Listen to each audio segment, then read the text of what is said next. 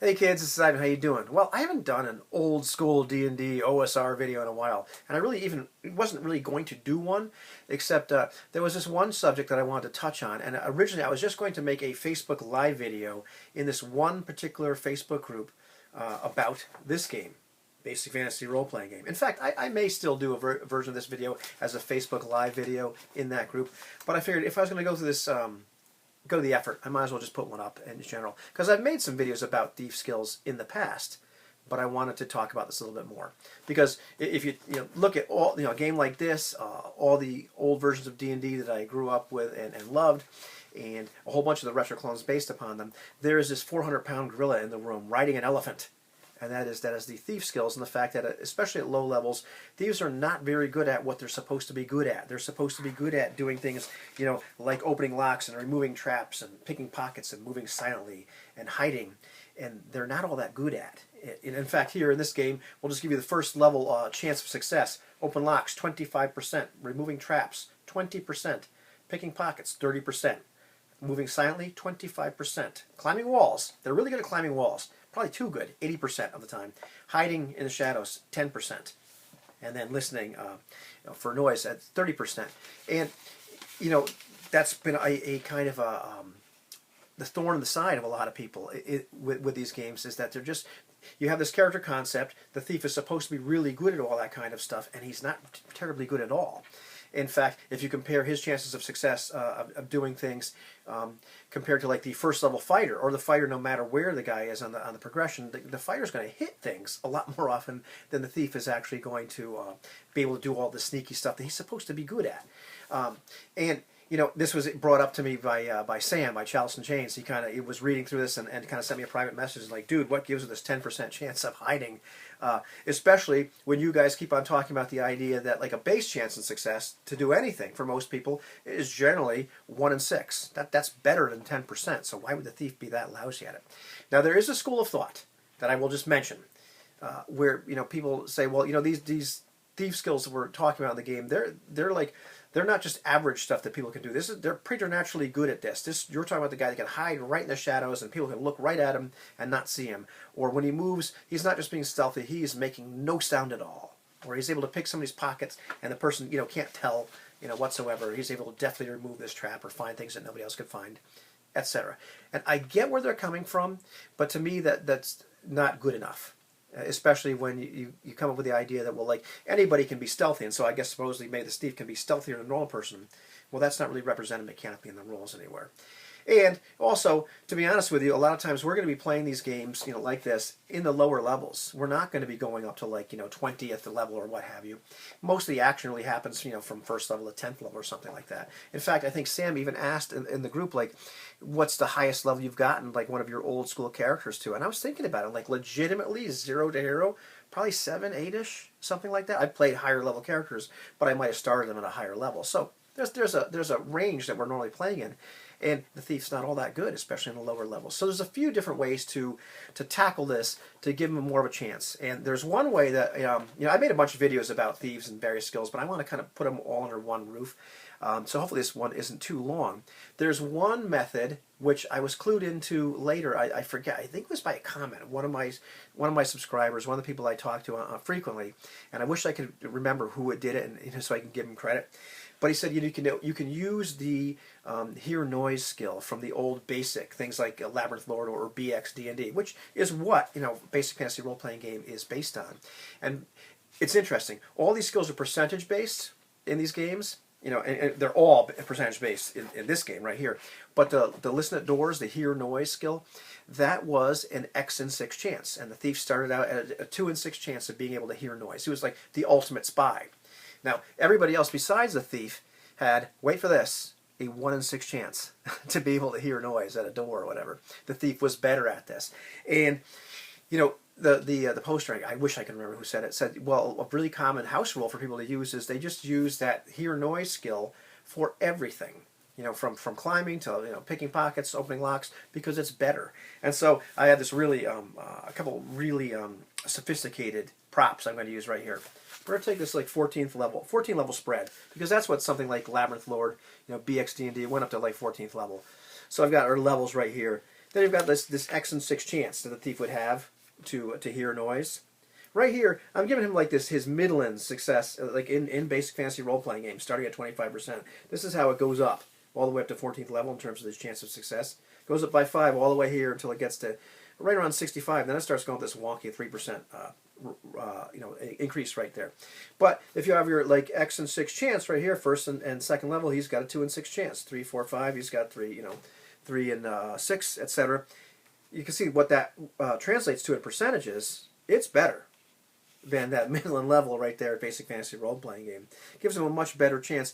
It's very clean, it's very elegant. Now you may not like the fact that like he has no improvement in all these areas, except every few levels. That may bug you. There's a few ways around that. And you also have to remember that's not the only thing that characters improve at. Heck, they didn't improve at saving throws every single level.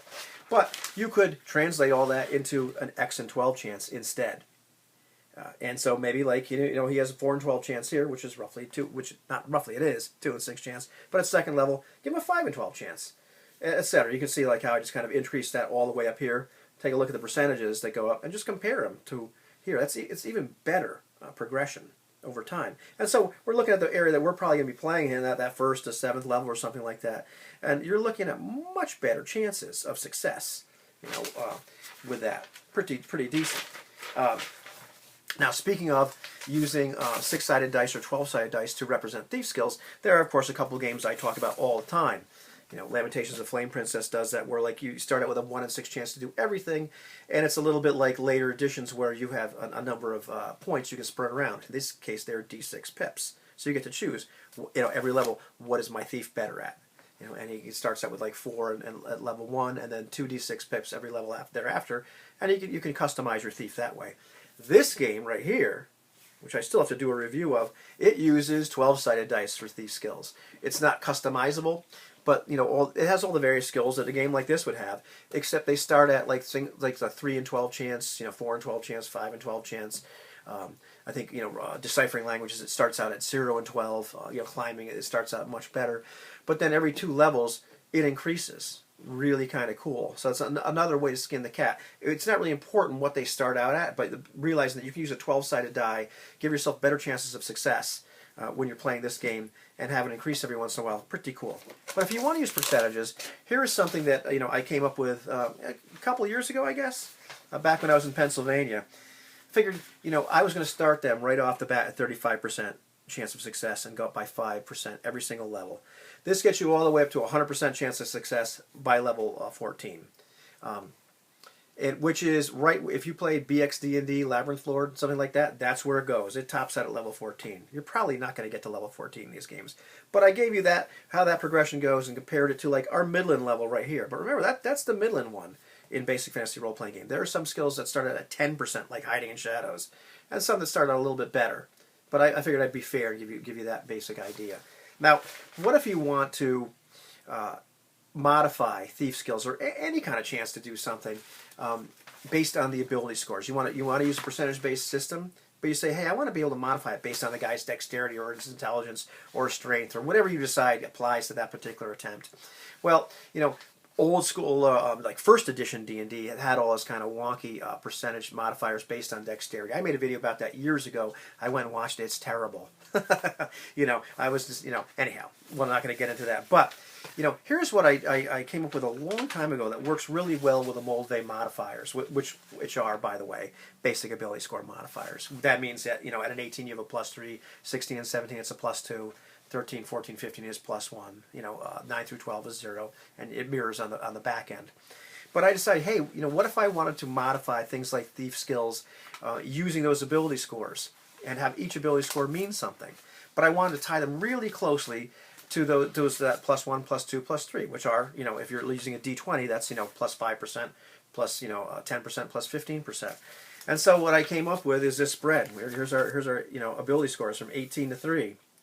And I kind of put them in their little brackets. They're +1, +3 bracket, +2 bracket, +1 bracket.